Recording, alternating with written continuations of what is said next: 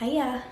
Hello my sweet friends, welcome back to another monthly wrap up. Today we're going to be talking about all of the books that I read in August, and we have a few to talk about today. If you don't know, I made a goal at the beginning of August to read 20 books, and that is because I am participating in the MS Readathon. I will link my little profile down below if you would like to donate and if you would like more information. But basically, I was trying to read as many books as I possibly could in the hopes of raising money for people who have MS, which is multiple sclerosis, which is a really debilitating illness, and I am just very thankful that by reading I am able to raise money, and we've already raised hundreds of dollars, which I am so thankful for everyone who has donated, whether you've donated $1 or $50, $100, whatever it may be. I am so incredibly thankful, and I am so excited that all of that money is going straight to such an amazing cause. So yes, I made a goal to read 20 books, and I did do that. I actually read 21. I never go into a month wanting to read a certain amount of books. This is the first time I've ever done that, and 20 books is a lot. But you know what? We did it, and it was all for such a great cause, so I'm very, very happy about that. But obviously we have a lot of books to talk about. First of all, let's check in with our TBR for August. I ended up reading 6 out of the 8 books on my TBR. I DNF'd 1 and I didn't read 1. So the only book that I didn't get to that was part of my August TBR was One Day by David Nichols, which hopefully I'll get to very soon. I honestly just was not in the mood, so I didn't pick it up. And the one DNF that I had was Tell Me Lies. It kind of matches my outfit. I tried to read this and it just wasn't for me, as simple as that. And I was just so excited about so many other books that I was reading that I was just I'm not gonna waste my time on something that I'm not enjoying. Let's move on from that and jump into the books that I actually read. If you watched my August TBR, I ended up adding Foul Lady Fortune to that TBR, and I said in that video, I've been putting this book off for so long because I heard that it is part of the Secret Shanghai series, which includes These Violent Delights, but I don't want to read These Violent Delights. Do I have to read it? Because I know it's its own story. I know it's a bit of a spin-off. Let me know what your thoughts are. And everyone was like, Rachel, as much as I hate to say it, you really should read These Violent Delights. Chloe Gong herself says that you don't have to, but she does recommend it, and everyone that I talked to who has read this series did recommend starting with These Violent Delights. So I was like, you know what? I'm just gonna do it. And so I read These Violent Delights and Our Violent Ends, and guys, I enjoyed these so much. If you haven't heard about these books, they are a Romeo and Juliet retelling, and they are set in Shanghai in the 1920s. It's honestly such an atmospheric kind of series. I absolutely love this setting of this and the characters, the way they speak to each other. But obviously in this book, because it is a Romeo and Juliet retelling, you are following 2 rival families that are very prominent in Shanghai, and they have a lot of control and power in Shanghai, and obviously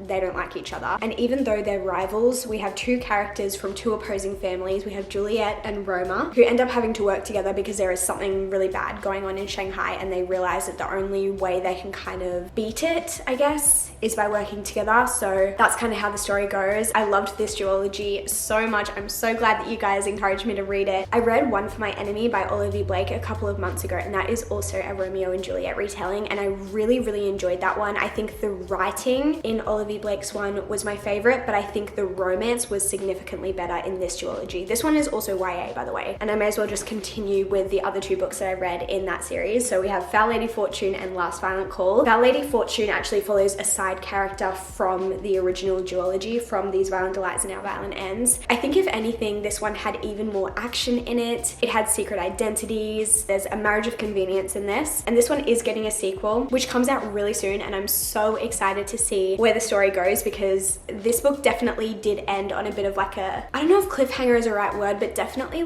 unfinished business, and I need to know what's going to happen next, especially with our 2 main characters that we follow in this book. And then I also read Last Violent Call. This book is actually a set of 2 short stories that bridge the original duology with this series, and I will say my recommendation is that you do read all of them. When I started reading this, I was shocked because I was not expecting this series to take this turn, and I'm so happy that Chloe Gong decided to go in this direction with this book, and it's made me so excited to read the next book that's coming out really soon, because I wasn't expecting it, and that just makes me so happy. So I don't want to really say much about this novella because it is just full of spoilers, because it just bridges both series together, and it just discusses all of the most important bits about both series in this little short story situation, so I won't really mention it. I did rate it 3 stars only because it's just short stories. As much as I did really enjoy it, it's very hard to give a novella more than 3 stars in my opinion. I really enjoyed it, and I definitely think it's worth the read if you're reading all of the books in the series, and I really recommend reading all the books books in the series because they're just so fun. And now I definitely want to read more of Chloe Gong's writing. I also read Tattered Stars by Catherine Cowles. This is a contemporary romance on KU, and I really enjoyed this. I gave it 4 stars. It's definitely not like a rom-com. It's more of that deep emotional kind of romance. And yeah, I was just so pleasantly surprised by this one. I've definitely heard people talk about it, but I don't know, I just like never had any interest going into this series. But I obviously read the first book in the series and I definitely want to continue it. It's a small town romance series, and I think each book follows a different couple in the small town. And basically we start the book off with this flashback to a pretty traumatic experience that a couple of our characters go through, and then we flash forward to where they're all adults, and our main character is coming back to this small town after she has moved away for quite a while because of this traumatic experience. She moves away,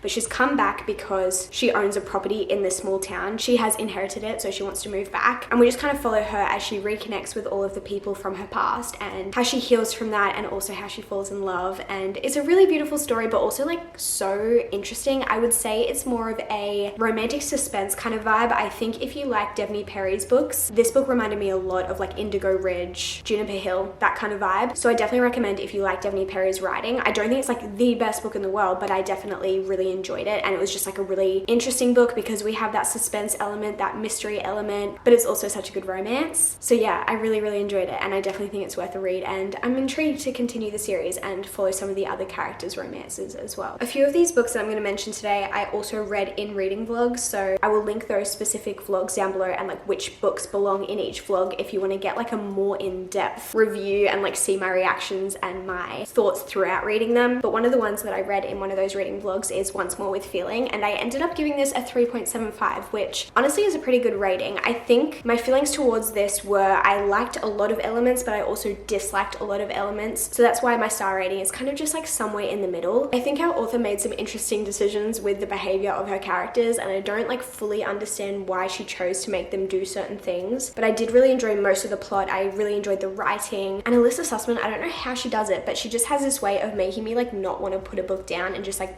binge it, even though it's just like a romance, like a rom-com. Like it's not like a suspense or a thriller or something where I'm like, oh my gosh, I need to find out what's going to happen, but that's how I feel when reading her books. But I did enjoy a lot of aspects of this, hence the 3.75. In this book we follow Kathleen and Cal, and they are currently working on a musical together. So Cal is, I think, like directing it or producing it or something like that, and Kathleen is playing one of the main parts in the musical, but they also have history together. So they are forced to work on this set together and forced to get along now, but they haven't spoken in a very long time because of the history that they have. And honestly, it is a really interesting story, so I definitely still recommend it. It's just like not at the top of my list, and I do think I liked Funny You Should Ask more. It was good, just not great. I also picked up Unstable by Carrie King, and this was so much fun. This is YA romance, and it's set in Rhode Island in the summertime, and our main character gets a summer job at a stable as a stable hand, and she's never ridden a horse before. She has no experience with horses, and so you get to follow her along as she figures things out and also like makes some new friends and also falls in love. And this was just such a good time. I think if you like The Summer I Turned Pretty, you'd probably really enjoy this. It's also quite short as well, and it was just, yeah, it was just like such a feel-good, happy book. Next up, I decided to start my reread of Throne of Glass, which I'm so happy that I did this. This was so much fun, and starting this reread just confirmed how much I love this series. And I think,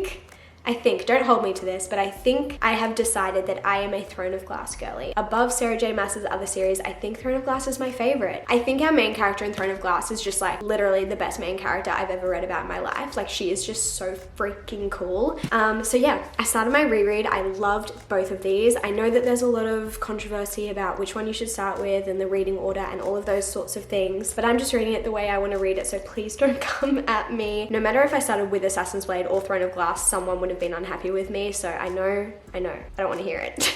I really enjoy starting with Throne of Glass. I did it the first time, I'm doing it the second time because I just think that's my favorite way to do it, but obviously read the series however you want to read it. But yeah, I read both of these, loved both of these, 5 stars to both of them, and I'm so excited to continue my reread, especially when we get to Air of Fire. Like, I'm so excited. This next book that I'm about to mention is my only new 5-star of the month. So obviously I reread Throne of Glass and Crown of Midnight and rated them 5 stars, but apart from rereads, this next book is my only 5-star from the month, and that is is Renegades by Marissa Meyer. I will say I think I'm getting a lot harsher with my 5-star reads, like rating things 5 stars. I am very particular and very picky, or at least I feel like I'm getting more picky as time goes on and as I read more things and just like decide what I like and what I don't like. But Renegades was kind of perfect to me. Like I had so much fun with this, and this is shocking to me because this is YA sci-fi, and like if you had told me that I would rate a sci-fi book 5 stars like a year ago, I would not have believed you. But I read Ready Player One last month and I had so much fun with it, and like so much more fun than I expected to have with a sci-fi book. And after reading Ready Player One, I was like, I really want to try more sci-fi and like see if this is a genre that I would really enjoy. But I feel like going into a YA sci-fi novel is just a bit less intimidating to me. So I decided to go with Renegades. I still want to pick up Red Rising and a few other sci-fi novels soon, but I decided to start with Renegades and I'm so glad that I did. If you haven't heard of Renegades, it's kind of about superheroes and it follows 2 POVs, 2 main characters, and they are kind of like on opposing sides of this world, essentially, like the good guys and the bad guys. So the good guys are the Renegades and they are the people who are in power and they look after the city. They're kind of like the police or the FBI. They just make sure everything's running smoothly. They do all the investigations if something has gone wrong. And in this world, some people have powers, some people don't. And if you do have powers, you can try out to be in the Renegades. But if you do have powers and you don't want to be a part of the Renegades, there are also a bunch of like rebel gangs that you can join if you would prefer. And not everyone likes the Renegades. Not everyone agrees with them. So one POV that we're following is a guy who is a part of the Renegades, and one POV that we're following is a girl who is part of one of the rebel gangs. And she is obviously not happy with the Renegades and she doesn't want them to be in power. And so you follow her as she kind of infiltrates. And I'm gonna leave it there actually. I'm not gonna say anything more. I think it's really fun if you go in as blind as possible, but I could not recommend this enough. I think this is like a 500-page book. Yeah, it's like 550 pages and I loved literally every minute of it. It was one of those books that had me intrigued from beginning to end. When I wasn't reading it, I wanted to be reading it. And also this is part of a trilogy, so I'm hoping to read the next book in the series in September. And everyone has been saying that it just gets better as it goes along, so I'm so excited because yeah, obviously I loved this book so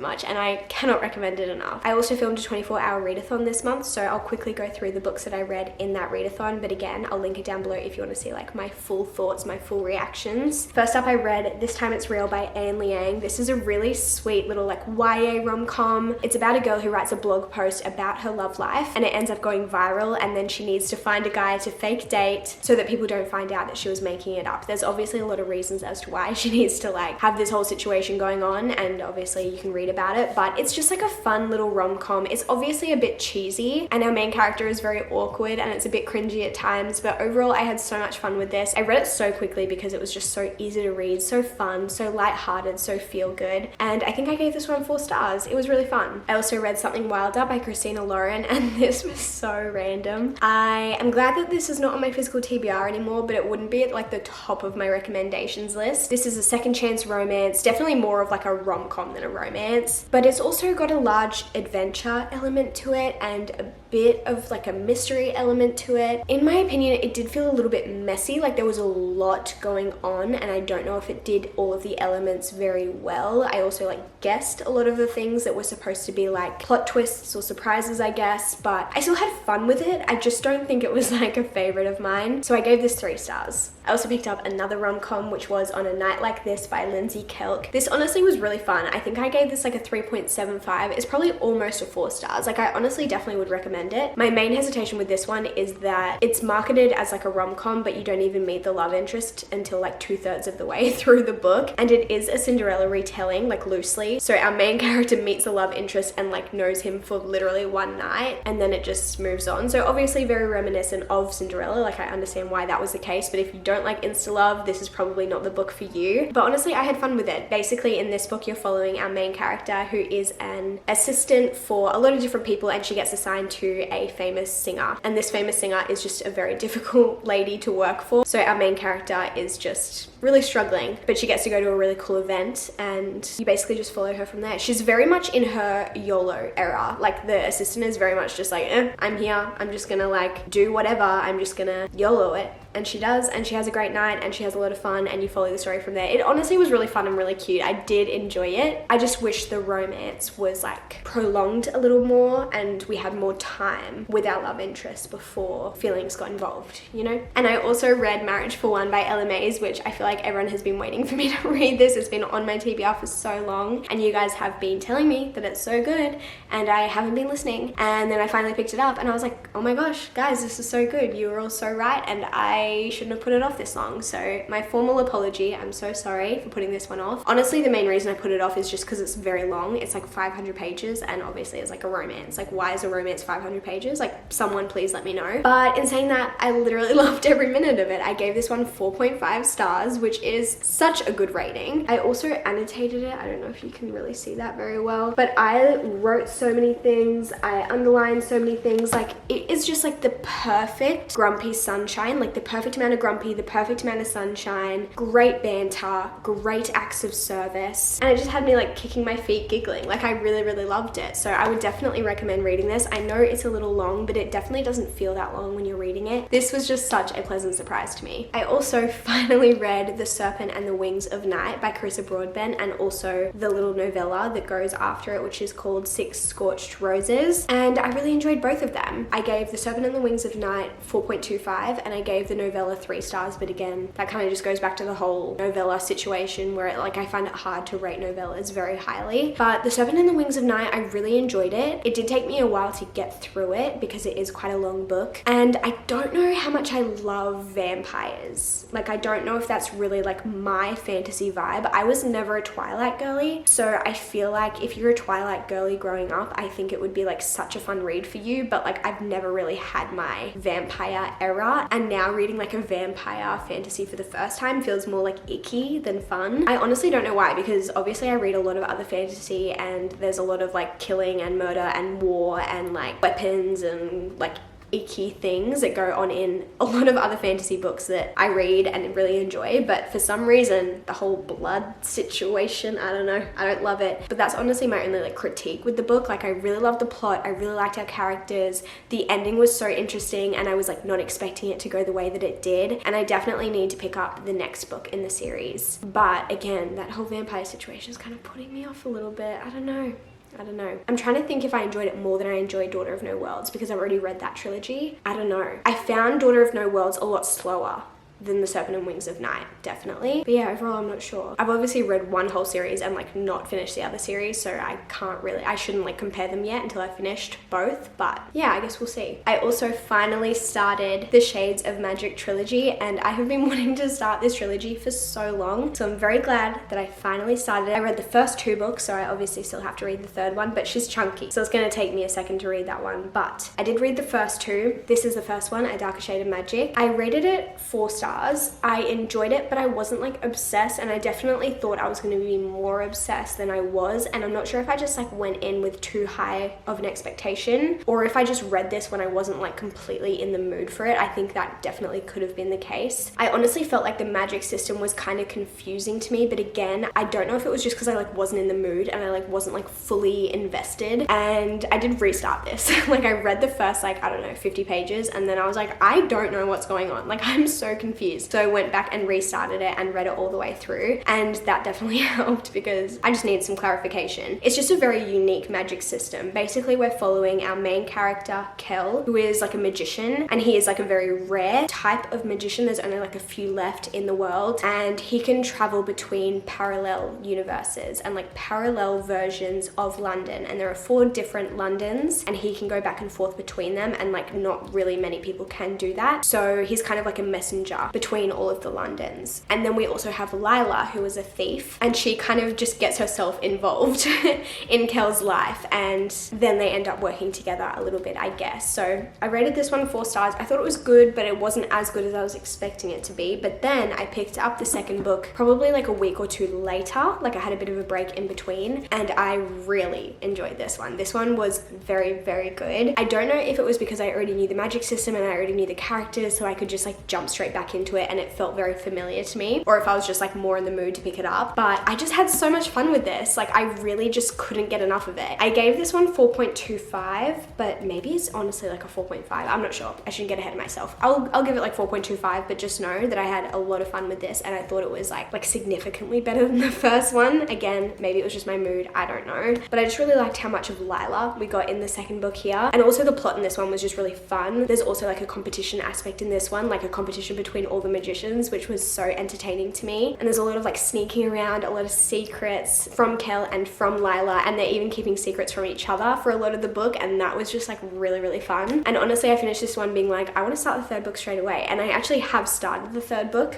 It's up here, but I mean, I'm only like a tiny bit of the way through, but it's really thick like compared to the other two. The books just get longer as the series progresses, so yeah, it's gonna take me a while to get through this, but I'm very intrigued to know how this ends because there's definitely been an underlying plot that has kind of followed all of the 3 books so far, and I'm assuming it's gonna like really blow up in this one, so see how we go. But yeah, definitely recommend this series. I think Vicious is still my favorite from V.E. Schwab, like out of all of the books that I've read from her, but I am really enjoying this. The next one is very exciting. I was extremely lucky to get my hands on an early copy of Things We Left Behind by Lucy Score, which is the 3rd and final book in the Knock 'Em Out series, which is a small town romance series. I will have a reading vlog coming on this, I think in exactly a week, where I will go much more in depth about all of my thoughts whilst reading this. But I will say now that I really enjoyed this. I think if you love the other 2 books in the series, you're going to love this. This book follows Lucian and Sloane, and I just love them. I feel like everyone's been waiting for this book since the first book came out, and we saw glimpses of Lucian and Sloane, and like we could see that there was some sort of chemistry and history there. And I feel like this book really does answer all of your questions. You get all of the background, all of the history, all of the resentment explained. Like it really does just scratch that itch that we've all had since the first book. I also annotated this one. Like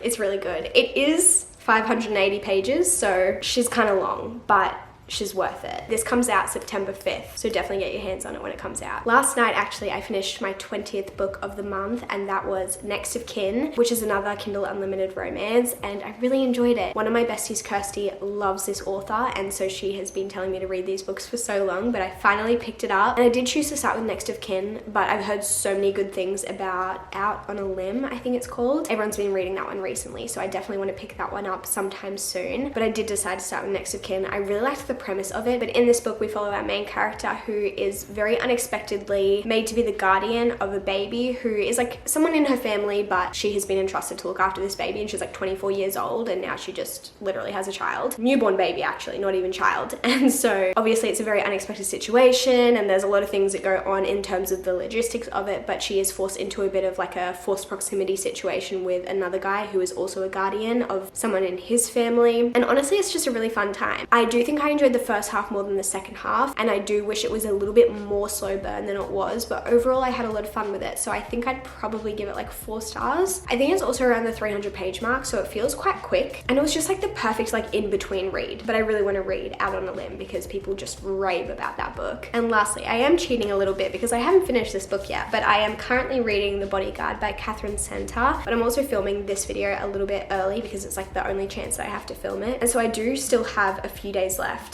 of August to read this, and I'm definitely going to finish it. Honestly, probably today. I'm halfway through it and I'm loving it, so I did want to include it in this video and just say that I'm really enjoying it. I think this will also be in a reading vlog coming soon, so you'll be able to see my full reading experience in that vlog. But loving this so far. Just like a cute little rom-com, great dynamics, great banter, and I can't wait to see where it goes. But that is the last book that I have to talk about in this wrap up. I hope you guys enjoyed watching. Definitely one of the most successful reading months I have ever had.